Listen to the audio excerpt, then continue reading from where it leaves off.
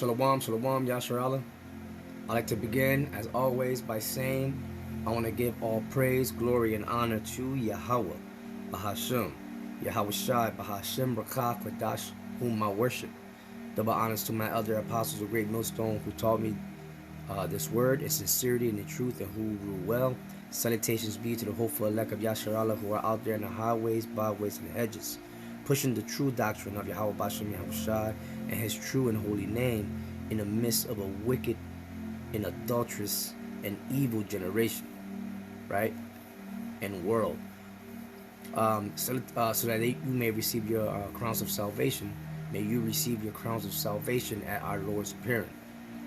Salutations also be to the great cloud of witnesses of Yasharala all throughout the world, no matter what they look like or what country they're from, but they have cleaved onto this word that Great Millstone has been teaching, the true doctrine of our Lord Yahweh Bashem Yahweh Shai, and who believe in that name and call upon it and wait for his salvation. May the Lord grant you his holy salvation at his appearing.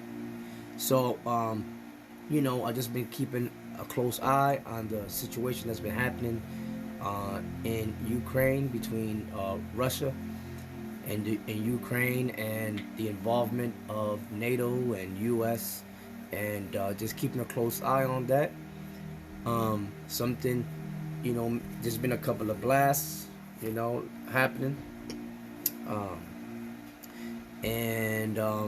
Just waiting to see how all this pans out, and it could turn out to be something huge, or it could turn out to be something small. It all remains to be seen. We all know that the Lord controls these things, right? He is the host of all armies. So I have an article pulled up that I'm going to read, and then bring up Ezekiel, the 38th chapter, because this article here it brings out a key point a key point in Ezekiel, the 38th chapter, that I wanted to bring out. Okay, so let me just pull up the article and then and read it.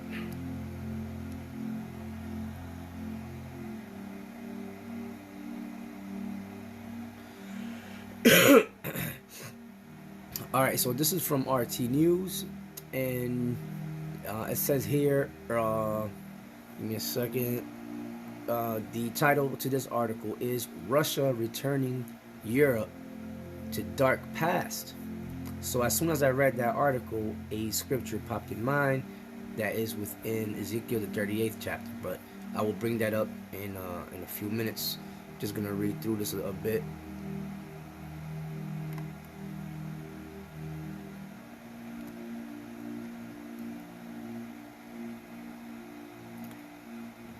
It says, Ursula von der Leyen, President of the European Commission, speaks at the 58th Munich Security Conference.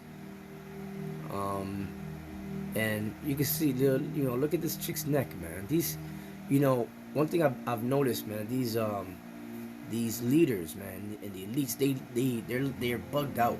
They look hurt, old, decrepit, and that's all the how would you say,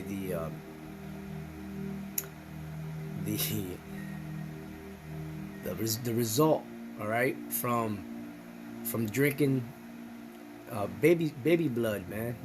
What they call it, adrenochrome, something like that. Result of that, and the result of committing pedophilia, man. They're looking horrible, and that's the reason why they do that stuff, because they think that they will regain their youth by doing all that nasty, diabolical, demonic shit, But doing all that ain't gonna fix that ugly ass turtleneck you got, man. But anyway, let's keep on, right? This is about prophecy. It says Brussels top official has warned of a return to the days of the Cold War. The worst and the Cold War never stopped. It just went underground. That's all. Slowed down a bit. All right. It says the worsening standoff between Russia and the West threatens to upend European security and ultimately could end up isolating Moscow in a way not seen since the days of the Soviet Union. The European Union has cautioned as an escalating crisis unfolds on the border with Ukraine. Speaking at the Munich Security Conference on Saturday, European Commission President Ursula von der Leyen said that the world has been watching in disbelief.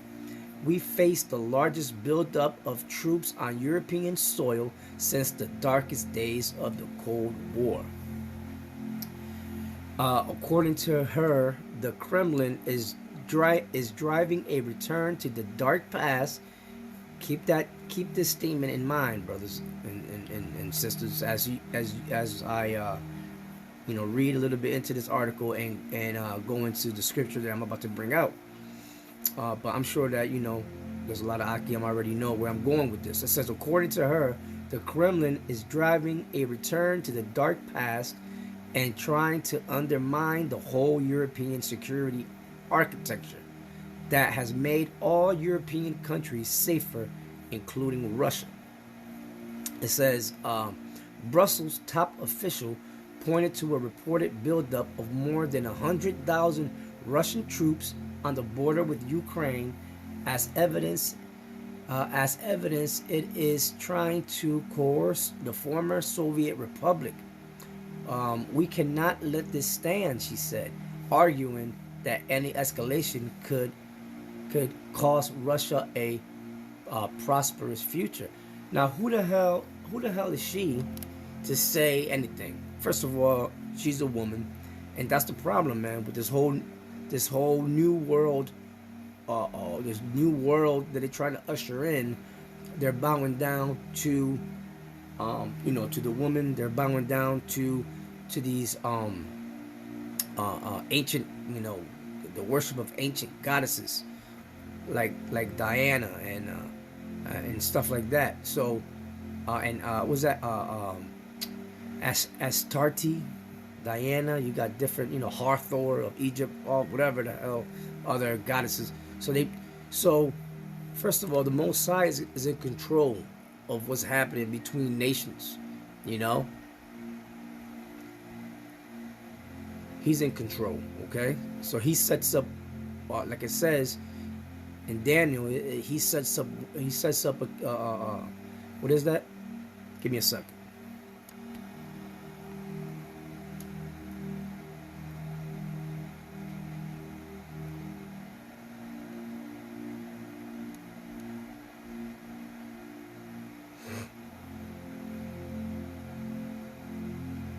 Right here, Daniel chapter 4, verse 17, it says, this matter is by the decree of the watchers, and the demand by the word of the holy ones, to the intent that that the living may know that the Most High ruleth in the kingdom of men, right? And what's happening over there in Ukraine? What is Ukraine?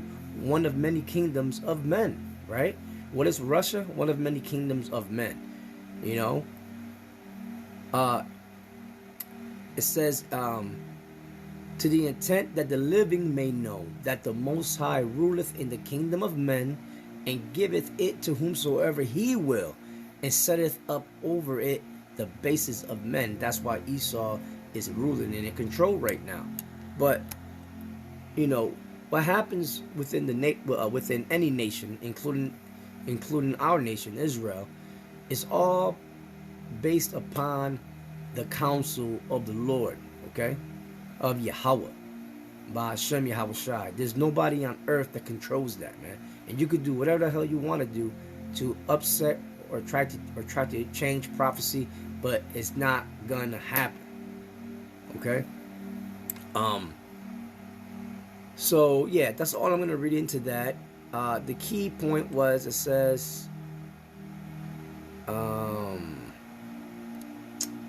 right here where it says, according to her, the Kremlin is driving a return to the dark past, a trying to undermine the whole European security architecture, which the whole European security architecture is known as the beast, the scarlet colored beast with 7 heads and 10 horns. Okay, and yeah, it's not trying, it's doing it, and ultimately the Most High is going to be with Russia to totally go against the beast with 7 heads and 10 horns and the whore that sits upon it. All right, because that's prophecy. That's Magog. Russia is Magog in the Bible. Okay. So let me just bring out Ezekiel, the 38th chapter, and begin at the first verse.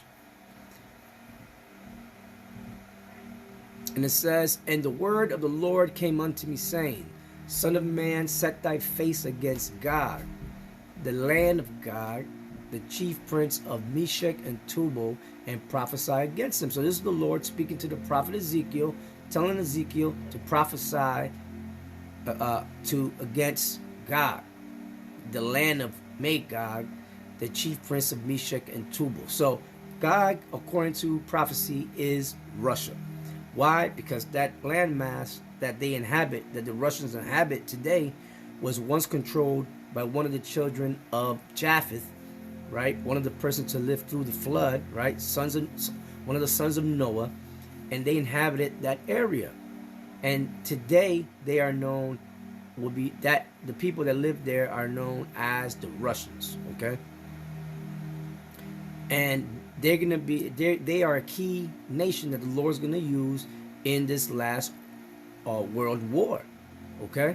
And this last world war is gonna end with total nuclear annihilation of what is known as Babylon the Great, which is America, okay? The land of the North over here in North America, man. I want to look something up real quick. Hey friends, welcome to End Time Talks. I'm Joel Richardson. Together, Dalton Thomas and I are tag teaming, each doing 5 to 15 minute segments on the issue of the end times, current events, the interrelationship between those two things, and what the Bible has to say about these matters. Now, if you're looking for more than just bite-sized segments, then do be sure to download the Frontier Alliance International app.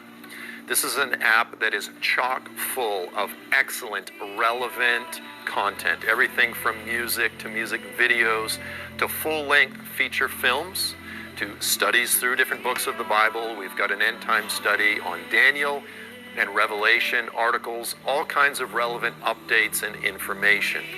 Okay, it is available for free on every major app platform. So download the app, Frontier Alliance International. You will absolutely be very happy that you did. So God bless and Maranatha.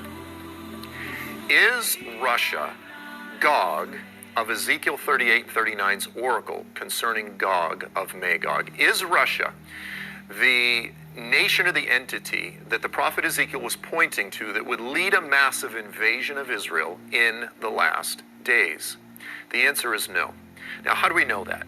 Okay, when we look at Ezekiel 38:39, we have a listing of nations that would be led by this end-time evil dictator referred to as Gog. It says that he's from the land of Magog. He's the chief prince of Meshech and Tubal. He rules over the area of Gomer and Beth Togarmah, and he's partnered with Persia, Cush, and Put. Okay? Now, how do we understand what these names mean? What did they mean to Ezekiel and his immediate audience? How are we to understand them today?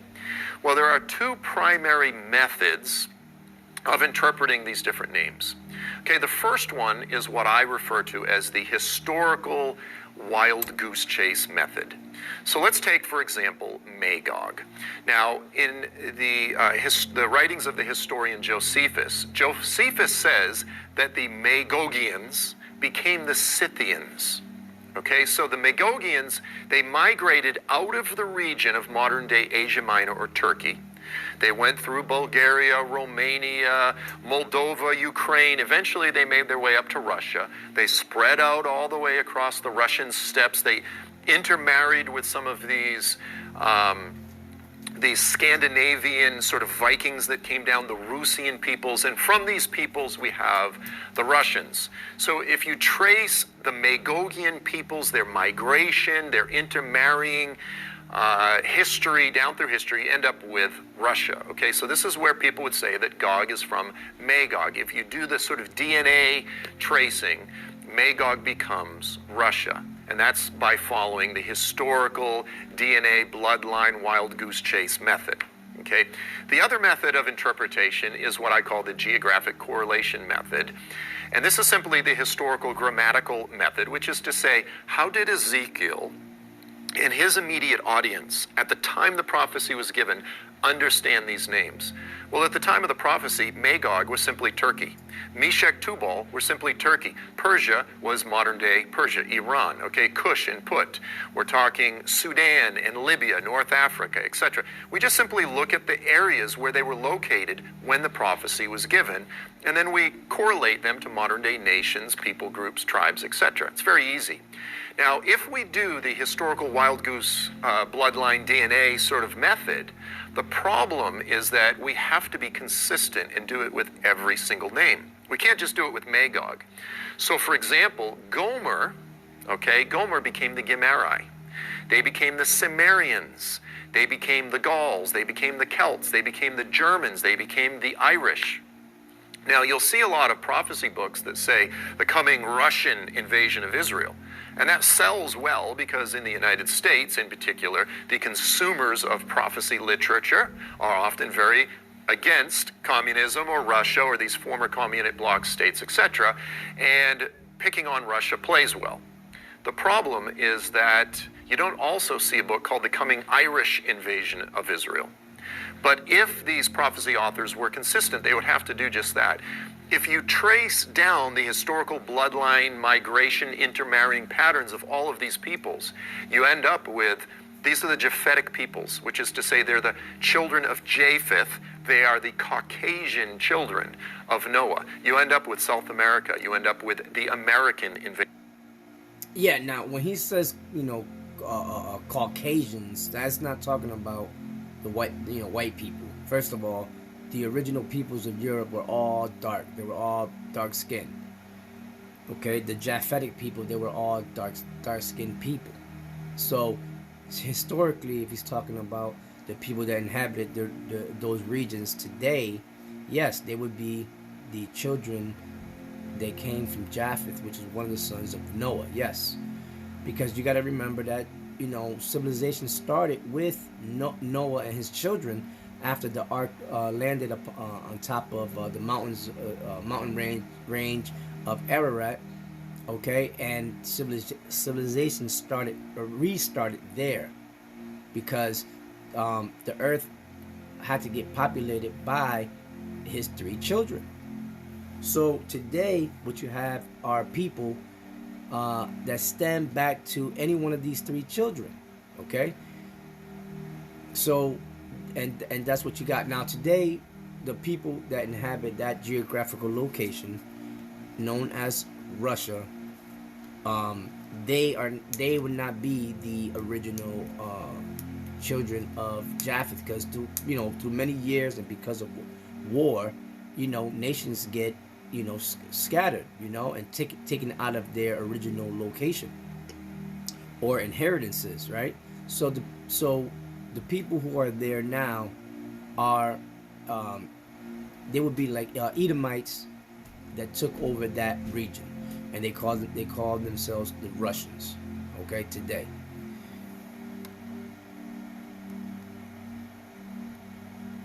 Of Israel. You end up with Canada. You end up with Australia and New Zealand, etc., etc., etc. You end up, yes, with Russia. You end up with most of the Western world. Okay, however, if you simply stick to the geographic correlation method, then you have a Turkish-led, Middle Eastern, North African invasion of the land of Israel. Of course, that makes much more sense, and it aligns with that which all of the other biblical prophets say. Now, here's where it gets tricky. And I've done this very carefully. I've worked through numerous books, and I've said, how does this particular author identify the names to arrive at the conclusions that they arrive at? And what many of them do is they switch methods midstream. So with, for example, Magog, they'll use the historical bloodline wild goose chase method to arrive at Russia. But with some of the other names, they hold firm to the geographic correlation method. So it's almost like a card trick, switching methods midstream. And most people reading the books, they just take an author as an authority. They don't really question or analyze their methodology. But when you switch methods midstream, it really is like a magic trick, and you can create virtually any map of different nations, any enemies that you don't like, and you can throw them in there and make them part of the story. But the bottom line is we need to be consistent. We need to use a responsible method of interpretation, which I would argue is the historical geographic correlation method. And most of all, we need to be consistent. We need to choose a method and stick with it. So either we go with the historical wild goose chase method and end up with all of the Western world, including the United States, just as equally as Russia is going to invade Israel, or we use the correlation, the historical geographic correlation method, which says that we'll probably have a leader from the region of Turkey, the heart of the Middle East, Turkey, Syria, Iraq, that general region, who's going to lead an invasion of... Turkey would be Meshach and Tubal, okay? And the reason why you know that Russia, the land of Russia, is the Magog in the scriptures, also through the Spirit, is because they are a superpower, you know? You know, they ranking up there as a superpower. They got you know, high tech, you know, thermonuclear missile capability. You know, so they, you know, their army is strong, and they're always in the news as far as a nation that is always you know, in trouble or in hot waters. Let's say with the U.S. and NATO, man. So that's how you correlate that, you know. And he said it in the beginning. He said that the Russians would be like the Magogians. He said that later became Scythians that inhabited that region. Okay, so yeah, so I mean, there is like a big mix of people there in Russia and stuff, but for the most part, those are Edomites, and it could be, you know, like Turco-Edomites that inhabited that. But that particular part, that particular group of Edomites in Russia would be today the modern day Magog, right? The people of Magog that speaks about. In prophecy, that's gonna go to war with the land of Israel, because the people who are there now are the small hat people, small hat, big nose people, that the Lord is gonna totally eradicate them, destroy them, and take them out, you know, so that way the land could be cleaned up, and then finally the Lord could put His people back in their place. Okay.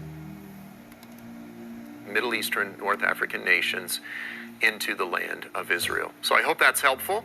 Look forward to doing the next one. Until then, God bless and Maranatha. Thank you.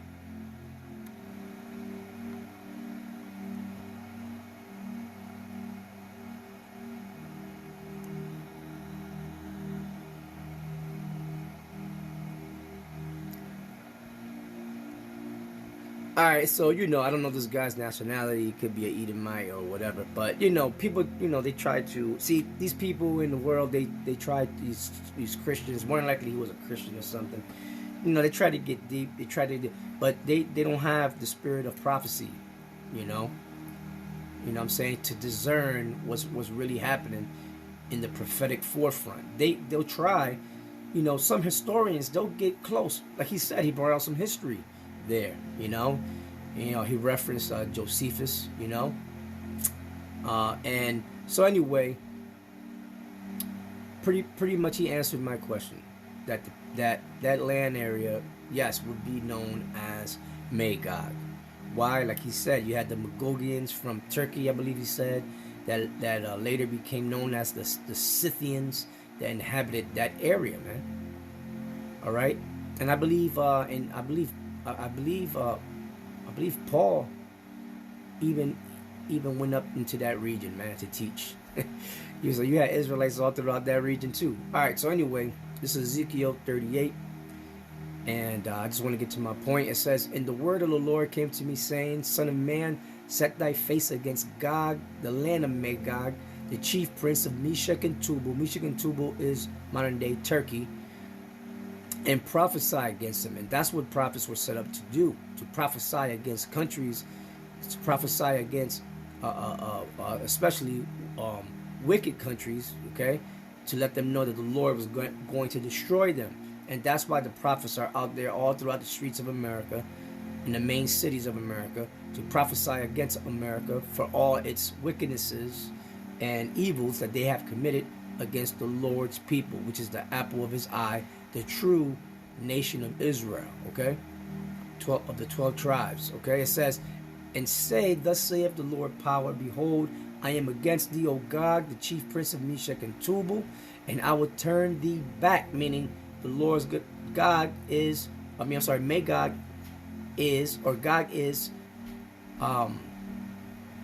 Russia. And the Lord said that he's going to turn them back. What does that mean? Turn them back to that, just like we read in that article, to that Cold War Soviet communistic state. Okay? They were trying to be diplomatic and political and democratic, but that wasn't working because they knew that the beast with the 7 heads and 10 horns and the horde that sits on it are deceptive, man. They make deals with you and they break every one of them. So they're onto that. So they're like, nah, we ain't gonna fall for your bullshit. Every other nation did, but we're not, you know. And that's how they're gonna bump. They always been bumping heads, but now they're gonna bump heads hard. Now they're trying to tell Russia what to do in their backyard, man. And Russia's like, man, get the hell out of here. We're gonna do what we gotta do now. If you want to step in, then, you know, pretty much what they're saying, that's gonna cause that last war, and that war is gonna contain thermonuclear weapons. Okay. It says, "And I will turn thee back." That's the point I'm trying to make. The point is here at verse 4, that the Lord's going to turn them back. Now, in that article,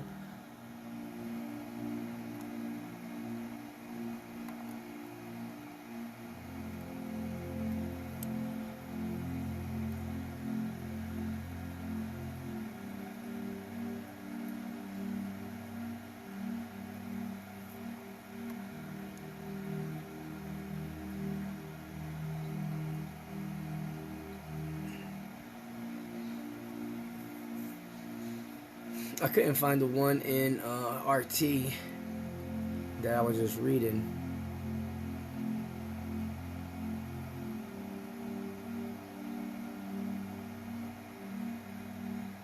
Could be it.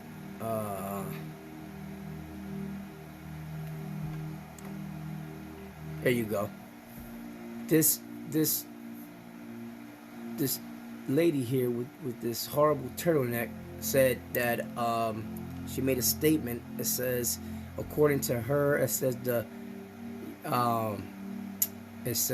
to her, the Kremlin is driving a return to the dark past and trying to undermine the whole European security architecture that has made all European countries safer, including Russia. That's bullshit. That's bullshit, man. Because how the fuck they making Russia safer when y'all trying to take over the whole damn world, man, and put everybody in slavery? And that's why Russia ain't buying it, man. They're not buying that bullshit. So that's the point. So that's why I'm gonna go to Ezekiel 38:4. It says, and I will turn thee back. So it's the Lord doing it. The Lord's bringing Russia right back to that dark, what she said, the dark Cold War past. Is the Lord doing it, man? Because he's gonna not more than likely, he's gonna use Russia as a key player to get this thing started, man. All right, in the near future, it says, and I will turn thee back and put hooks into thy jaws, and I will bring thee forth and all thine army, horses and horsemen, and all of them clothed with all sorts of armor, even a great company with bucklers and shields, all of them handling swords. It sounds like what's starting out there in the Ukraine, the amassing of troops. Now, I'm not. Don't take my words to mean that this is it. That this is the beginning of the Third World War. All I'm saying that it could be. That's all, and to keep your eyes open. All right, so with that, I'm gonna say shalom. I hope this was edifying. Keep your eyes open on what's happening in the Middle East. All right, keep what's happening in with Russia, the Ukraine, NATO, U.S. All right, Israel. Well, that's part of the Middle East, and let's see what the Lord has planned, man. All right, because the Lord is going to bring His holy children back to where they belong, and that's the land of Israel, okay? And that's who we are, all right? The true Hebrew Israelites. And with that, I'm going to say shalom.